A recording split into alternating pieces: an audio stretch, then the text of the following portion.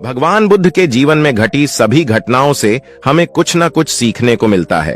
उनके द्वारा कही गई बातों का अगर सही अर्थ निकाल पाए तो उसमें जीवन जीने की कला की चाबी छुपी हुई है। बुद्ध से ईश्वर के संबंध में अक्सर यह सवाल पूछा गया कि ईश्वर है या नहीं। बुद्ध, आप ईश्वर को मानते हैं कि नहीं? और बुद्ध द्वारा हर बार एक अलग ही जवाब दिया जाता था। लोगों द्वारा यह प्रश्न बुद्ध से कई बार पूछा गया। ऐसी ही एक घटना है। बुद्ध अपने शिष्य आनंद और किशोर के साथ एक गांव से गुजर रहे थे। अचानक एक व्यक्ति आया और उसने बुद्ध से पूछा, बुद्ध, क्या ईश्वर है? बुद्ध ने पूछा, तुम्हें क्या लगता है? तो उस व्यक्ति ने जवाब दिया, मुझे तो लगता है ईश्वर है, पर आपका क्या ख्याल है? तो भगवान बुद्ध मुस्कुराए और कहे, बिल्कुल गलत लगता है तुम्हें। इस अस्तित्व में ईश्वर जैसी कोई चीज है ही नहीं। तो वह व्यक्ति हाथ जोड़ा और चला गया। कुछ दूर चलने पर एक दूसरा व्यक्ति आया। उसने बुद्ध से पूछा, बुद्ध, मैं कई दिन से परेशान हूं। मुझे लगता है कि ईश्वर की बातें महज बकवास हैं। तो बुद्ध हंसे और बड़े प्रेम से कहा, तुम्हें बिल्कुल गलत लगता है। इस अस्तित्व में सिर्फ ईश्वर ही है और कुछ नहीं। जरा देखो तो, आंख बंद तो करो, खोजो तो। इस जवाब को सुनकर उनके शिष्य आनंद और किशोर आश्चर्य में पड़ गए कि एक ही सवाल और दो जवाब। तो अब शाम हो गई थी। बुद्ध विश्राम के लिए रुक गए। तभी एक व्यक्ति घबराया हुआ आया और बुद्ध के पास आकर जोर से कहा कि बुद्ध, क्या ईश्वर है कि नहीं? मैं परेशान हूं, मैं खोज रहा हूं, मेरा मार्गदर्शन करें। तीसरे व्यक्ति के सवाल पर बुद्ध चुप ही रहे, कुछ नहीं बोले। वह सिर्फ मौन होकर अपनी आंखें बंद कर ली। अब आनंद और किशोर के आश्चर्य का ठिकाना ना रहा। वे सोचने लगे कि एक जैसे तीन सवाल और अलग अलग जवाब। अब उन दोनों को भगवान बुद्ध की यह चुप्पी हैरान कर गई। व्यक्ति के जाते ही आनंद ने उनसे पूछा कि सुबह जब उस पहले व्यक्ति ने पूछा तो आपने कहा हां, दोपहर में जब दूसरे व्यक्ति ने कहा तो आपने कहा नहीं, और शाम को आप मौन रह गए। भगवान, तीन व्यक्ति एक ही तरह के सवाल लेकर मिले, लेकिन मैं हैरान हूं कि आपने तीनों को अलग अलग जवाब दिए। मुझे कुछ समझ में नहीं आ रहा है। तो भगवान बुद्ध मुस्कुराए और जवाब दिए, आनंद, जो पहला व्यक्ति आया था उसने मान लिया था कि ईश्वर है, तो मैं उसकी मान्यता को मिटा देना चाहता था कि वह खोजना शुरू करे। ईश्वर है ये मानकर बैठ ना जाए, वो सत्य तक पहुंचे और उसका अनुभव करें। और दूसरे व्यक्ति ने भी मान लिया था कि ईश्वर की बातें कोई बकवास हैं। मैंने उसकी धारणा को भी मिटा दिया था ताकि वह भी खोजे कि ईश्वर है या नहीं। और तीसरा व्यक्ति अभी संशय में था, वह खोज रहा था, इसलिए मैं मौन रह गया। यहां पर मौन रह जाना ही उचित था।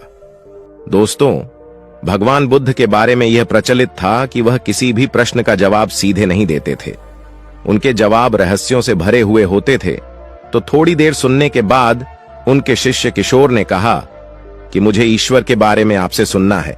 कृपया कर आप मुझे बताएंगे कि ईश्वर है या नहीं?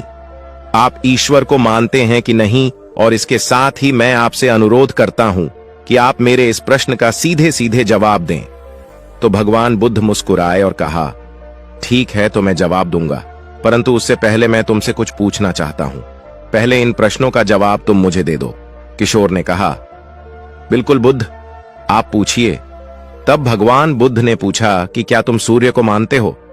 तब किशोर ने बुद्ध की तरफ आश्चर्य से देखा और कहा, बुद्ध, यह किस प्रकार का प्रश्न है? यह तो कोई बालक भी बता देगा। सूर्य तो साक्षात प्रकट होता है, सबको प्रकाश और ऊर्जा देता है। हम सभी का जीवन उस पर आधारित है, वह तो साक्षात है। तो भगवान बुद्ध ने कहा, जिस प्रकार सूर्य साक्षात है तब उसे मानने का कोई प्रश्न नहीं होता। फिर ईश्वर है या नहीं, यह प्रश्न क्यों उठा?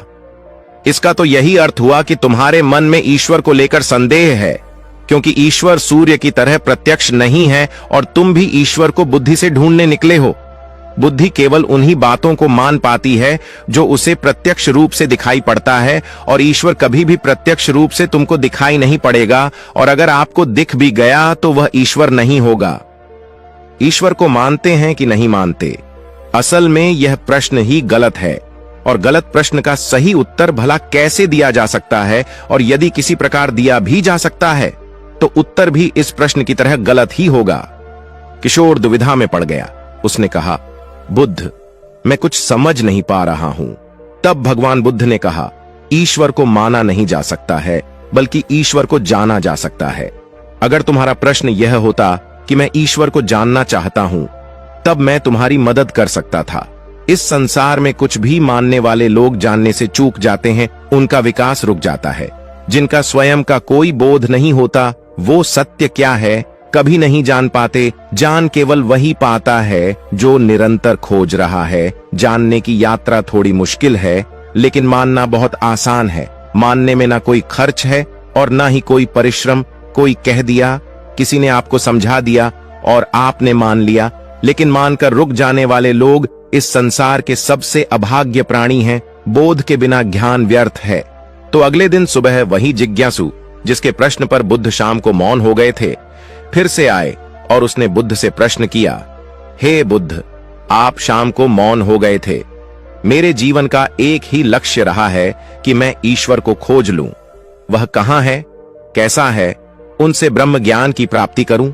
और मैंने सुना है आपको ब्रह्म ज्ञान उपलब्ध हुआ है, तो आप अवश्य ही ईश्वर से मिले होंगे। तो क्या आप ईश्वर की खोज में मेरी सहायता करेंगे?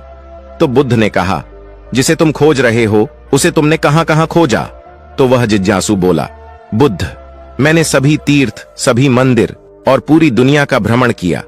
यज्ञ, हवन, बड़े बड़े अनुष्ठान, व्रत सब पूरे किए। मैंने वो सभी कार्य किए जो मुझे ईश्वर प्राप्ति के लिए कहे गए थे, लेकिन फिर भी मुझे आज तक ईश्वर नहीं मिले। तब मुझे किसी ने बताया कि आपको परम ज्ञान उपलब्ध हुआ है। इसका मतलब आपने ईश्वर को जरूर देखा होगा। तो क्या आप मेरी सहायता करेंगे? बुद्ध ने कहा, मेरा एक सफेद मोती खो गया है, मैं उसी को खोज रहा हूं। क्या तुम मेरी सहायता कर सकते हो? वह जिज्ञासु बोला, हां, मैं बिल्कुल कर सकता हूं। मैं अभी आपका मोती खोज कर दे देता हूं। तो वह आदमी मोती ढूंढने लगा। धीरे धीरे समय बीतता जा रहा था। काफी समय ढूंढने के बाद भी मोती नहीं मिला। तो वह बुद्ध के पास गया और बोला, मैंने वह मोती बहुत ढूंढा, पर वह मोती मुझसे नहीं मिल पाया। यह सुनकर बुद्ध ने कहा, जब तुम वो मोती मुझे ढूंढ कर दे दोगे, तभी मैं तुम्हारी कोई सहायता कर पाऊंगा। क्या तुम्हें अपने सवालों का जवाब नहीं चाहिए? तो वह जिज्ञासु फिर मोती ढूंढने लगा, लेकिन काफी समय बीत जाने के बाद वह बुद्ध के पास आकर बोला, आप ठीक से याद करके बताइए कि वह मोती कहां खोया था? तो भगवान बुद्ध ने मुस्कुराते हुए कहा, वो मोती तो मेरी कुटिया में खोया था। तब वह व्यक्ति बहुत झुंझला गया और कहने लगा कि आप मुझे मूर्ख बना रहे हैं, या आप केवल ज्ञानी होने का ढोंग करते हैं। आपको इतना नहीं पता कि जो चीज कुटिया में खो गई है वो बाहर कैसे मिल सकती है? वह कुटिया में ही मिलेगी, आपको उसे वहीं खोजना चाहिए था। तो बुद्ध मुस्कुराते हुए बोले, मैं भी तो तुम्हें यही समझाना चाहता हूं। जो चीज तुम्हारे भीतर खो गई है वो चीज तुम्हें बाहर कैसे मिलेगी? तुमने कई वर्षों तक बाहर खोजबीन की, क्या एक पल के लिए भी उसे अपने भीतर खोजा? उसे अपने अंदर खोजो, तब तुम्हें वह ज्ञान मिल जाएगा। यह सुनकर जिज्ञासु बोला, हे बुद्ध, आपकी बात तो मैं समझ गया, लेकिन अभी भी मैं यह नहीं समझ पा रहा हूं कि मैं अपने अंदर क्या खोजूं। बुद्ध बोले, तुम अपने ईश्वर को खोजना चाहते हो, पर क्या तुमने कभी अपने आप को खोजा है? जिज्ञासु बोला, बुद्ध, मैं अपने आप को जानता हूं। मैं अपना नाम, पद, काम, परिवार, जब से मैंने जन्म लिया है तब से मैं यह सभी चीजें जानता हूं।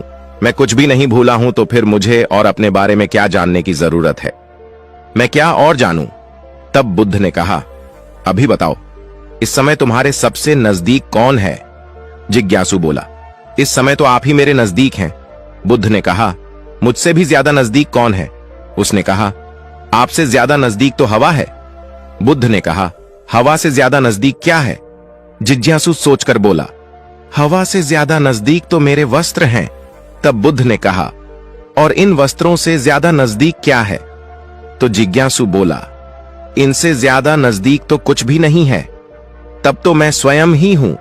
तब बुद्ध ने कहा, अपनी आंखें बंद करो, बिल्कुल शांत होकर अपने अंदर खोजो। तुम्हारे अंदर क्या है? विचारों को हटा दो और ध्यान दो, तुम्हारे नजदीक क्या है? थोड़े समय बाद बुद्ध उससे पूछते हैं, तुम्हारे सबसे नजदीक क्या है? जिज्ञासु बोला, पहले ऐसे लगा, मेरी सांसें मेरे सबसे ज्यादा नजदीक हैं, पर धीरे धीरे मेरी सांसें मुझसे दूर होती चली गई। तब मुझे ऐसा लगा कि मेरे दिल की धड़कन मेरे से ज्यादा नजदीक है, पर वह भी धीरे धीरे मुझसे दूर हो गई। मैं खुद से ही दूर हो गया। मुझे अलग अनुभव हुआ। मैं कहीं नहीं हूं, फिर भी हूं। बुद्ध, मैं इस चीज को अभी भी नहीं समझ पा रहा हूं। यह क्या है? बुद्ध मुस्कुराए और बोले, अब तुम सही खोज कर रहे हो। शीघ्र ही तुम्हें तुम्हारा मोती मिल जाएगा। वह जो तुम्हें समझ नहीं आ रही थी, वह समझ आ जाएगी। यह सुनकर जिज्ञासु ने बुद्ध से अपनी अभद्रता के लिए माफी मांगी और उनका आभार व्यक्त किया कि आपने मुझे ज्ञान का रास्ता दिखाया। तो ईश्वर को मानो नहीं जानो। जब तुम ईश्वर को जान जाओगे, उसका स्वाद छक लोगे, तब तुम भी उस बात को किसी को बता नहीं पाओगे।